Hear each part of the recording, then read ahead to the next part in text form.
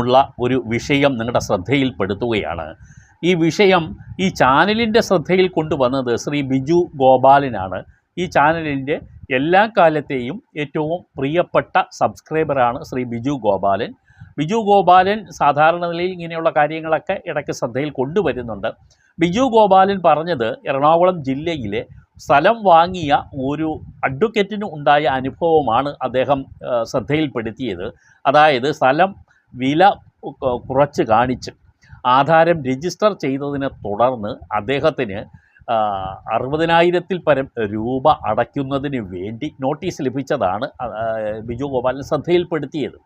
പക്ഷേ പിന്നീട് A+ട്യൂബ് നടത്തിയ ചില അന്വേഷണങ്ങളെ തുടർന്നും ചില വാർത്തകളുടെ അടിസ്ഥാനത്തിലും ഇപ്പോൾ ശ്രദ്ധയിൽ വന്ന ചില കാര്യങ്ങൾ നിങ്ങളുമായി പങ്കുവെക്കുകയാണ്.